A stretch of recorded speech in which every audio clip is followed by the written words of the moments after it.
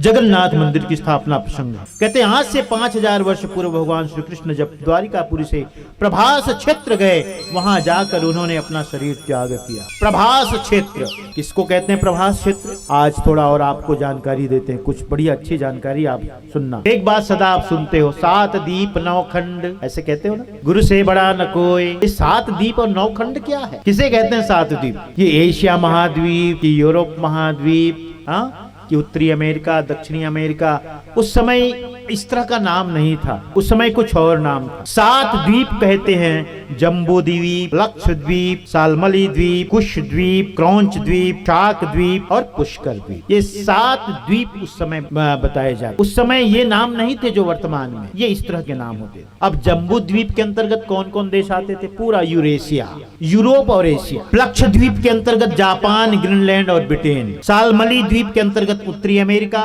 कुश द्वीप के अंतर्गत अफ्रीका, क्रौंच द्वीप के अंतर्गत दक्षिणी अमेरिका, शाक द्वीप के अंतर्गत ऑस्ट्रेलिया और पुष्कर द्वीप के अंतर्गत अंटार्कटिका। 9 खंड कौन कौन थे ये भी देखो, इंद्रखंड, नागखंड, वारुण खंड, गभस्थी खंड, ताम्रखंड, ब्रह्मखंड, भरतखंड, सौम्य खंड और केशवीरु खंड। और अक्सर जो पंडित जी कभी कभी आपको सब संकल्प कराते हैं तो भरत खंड कहते हैं, जम्बू द्वीपे भरत खंडे, ऐसा कहते हैं।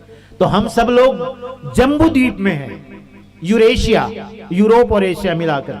जम्बू द्वीप में कौन कौन देश हैं ये सुन लो।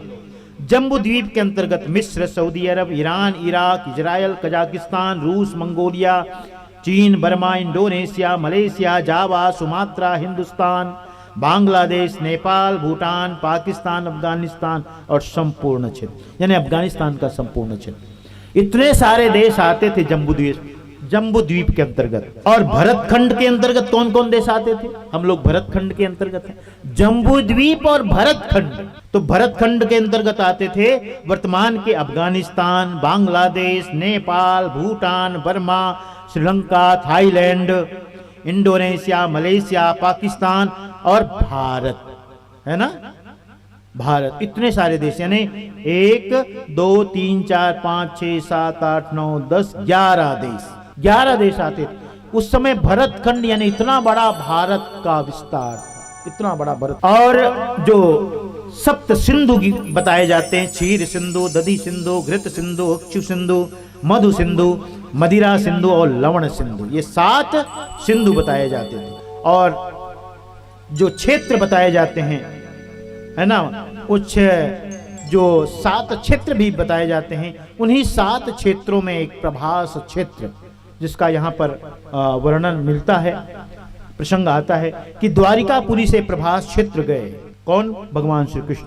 वहां जाकर उन्होंने अपना शरीर का त्याग किया। जब शरीर का त्याग किया तो उनकी आज्ञा के अनुसार एक मंजूषा में, यानी एक पेटी में उनके शव को रखकर समुद्र में छोड़ दिया गया। समुद्र में बहती हुई वह मंजूषा पूर्व दिशा की तरफ गई। पूर्व दिशा, पूर्व का मतलब उड़ीसा की तरफ। द्वारिका किधर है? पश्चिम की तरफ। पूर्व दिशा की तरफ बहती हुई गई। तो उड़ीसा के जो राजा थे उस समय के, इंद्रदमन, उसको स्वप्न आया। क्या आया स्वप्न में? भगवान श्री कृष्ण कहते हैं, हे नृप, मेरा शरीर एक मंजूषा में बंद है, वह समुद्र में है, अतः शीघ्र उसको ला करके उसमें से मेरे शरीर को निकाल कर मेरे नाम से एक मंदिर का निर्माण कराओ।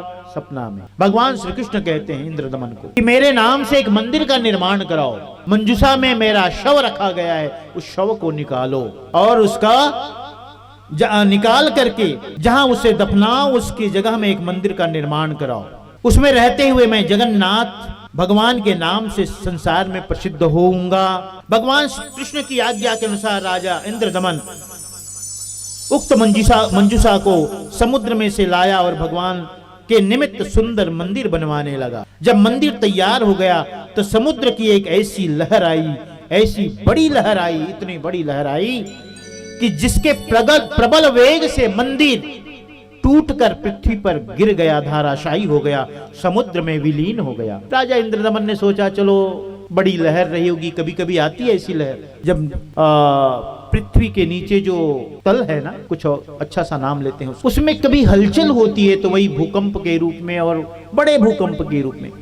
तो एक आपको याद होगा बहुत साल पहले एक सुनामी लहर आया, है ना, एक सुनामी लहर आई थी, बहुत लोग मारे गए थे उसमें, बहुत लोग समझ ही नहीं पाए, जब तक समझते सब लोग लहर की चपेट में आ गए। तो सोचा इंद्रदमन ने कोई बड़ी लहर ऐसी आई होगी, चलो कोई बात नहीं।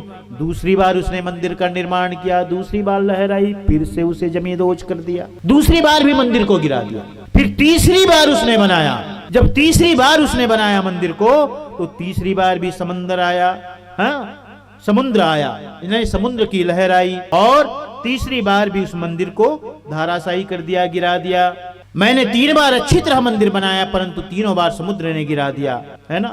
तो जब 3 बार गिरा दिया तो सदगुरु कबीर साहब वहां पधारे, और पधारने के बाद राजा ने बड़ा सुंदर उनका स्वागत सत्कार किया, विधि विधान से पूजन किया, अंजलि बद्ध होकर के अत्यंत विनय पूर्वक उन्होंने कहा कि हे सदगुरु, मैं 3 बार भगवान का मंदिर बनाया, लेकिन तीनों बार समुंदर ने गिरा दिया, अब मैं क्या करूं। तब सदगुरु कबीर साहब ने कहा कि तुम चिंता न करो, अब की बार फिर से तुम मंदिर बनाओ। और जब मंदिर बनने लगा, पूर्ण होने लगा, तो सदगुरु कबीर साहब समुद्र के किनारे ध्यान में बैठ गए और अपने योग दंड यानी कुबड़ी को गाड़ दिया। जब कुबड़ी को गड़ा हुआ देखा समुद्र ने और साहब को ध्यान में देखा, तो उसकी हिम्मत नहीं हुई, कहते हैं उसकी हिम्मत नहीं हुई कि सदगुरु को लांग करके समंदर आ जाए। फिर अंत में समुद्र जो है ब्राह्मण का वेश बना करके सदगुरु के समक्ष उपस्थित होते हैं, और उपस्थित होकर के साहब के समक्ष कहते हैं कि मुझे क्षमा करें। सदगुरु कबीर साहब कहते हैं, ऐसा तुमने क्यों किया और ये क्यों कर रहे हो, आगे चल करके जगन्नाथ मंदिर की प्रसिद्धि हो जाएगी, इसलिए यह जगन्नाथ का मंदिर बनाया जा रहा है। तो उसने कहा मैं क्या करूं, 2 बार मेरी मर्यादा का उल्लंघन किया गया। पहली बार भगवान श्री कृष्ण ने द्वापर युग में अपनी शक्ति से मेरे जल को हटाकर अपनी द्वारिका पूरी बसा दी, और दूसरी बार त्रेता युग में भगवान श्री रामचंद्र ने वानरों के साथ लंका जाते समय सेतु बंधन करके मेरी मर्यादा का उल्लंघन कर दिया। अर्थात मेरे ऊपर समुद्र का यानी मेरे ऊपर सेतु बंधन करना, पुल का निर्माण करना मेरी मर्यादा का उल्लंघन है। इस प्रकार 2 बार मेरे साथ अन्याय हुआ, इसीलिए मैं यह कर रहा हूं, इससे मेरा महत्व नष्ट हो गया। अतः उस अपराध का प्रतिकार मैं अभी करूंगा, क्योंकि वही कृष्ण अभी जगन्नाथ रूप में विराजमान है, अर्थात वही विष्णु रामावतार कृष्णावतार धारण करके भी जगन्नाथ रूप धारण कर रहे हैं। अतः पूर्वोक्त अपराध का बदला लेना चाहता हूं। ऐसा समुद्र है सदगुरु के समक्ष अपनी भावना रखते हैं। तब सदगुरु कबीर साहिब ने यानी करुणामय स्वामी ने समुद्र से कहा, इस कलयुग में श्री जगन्नाथ जी का महात्म्य बहुत बढ़ने वाला है, इनके दर्शन करके असंख्य जीवों का कल्याण होने वाला है, इसलिए मैं यहाँ आया हूँ। अतएव आपको इस जगन्नाथ मंदिर का नाश नहीं करना चाहिए।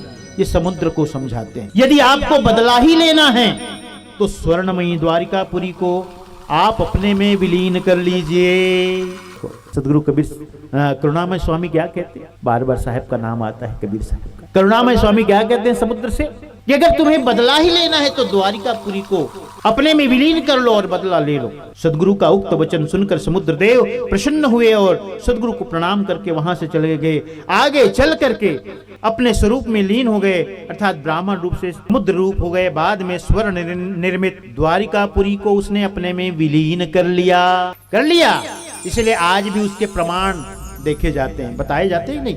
हाँ, कभी कभी आप यूट्यूब आदि में देखोगे, जो सोशल मीडिया है उसमें आता कि द्वारिकापुरी समुद्र के अंदर है, समुद्र के अंदर उसकी फोटो लेके लोग आते हैं, उसको वायरल करते हैं। तो द्वारिकापुरी को डुबा करके अपने में विलीन करके सागर ने समंदर ने बदला ले लिया। उसके पश्चात राजा इंद्रदमन तथा वहां के सब लोगों ने सदगुरु के चरणों में साष्टांग प्रणाम किया, क्योंकि उन्होंने मंदिर बनवा दिया। बहुत मान पूर्वक अपनी राज्यसभा में ले गए और फिर वहां इंद्रदमन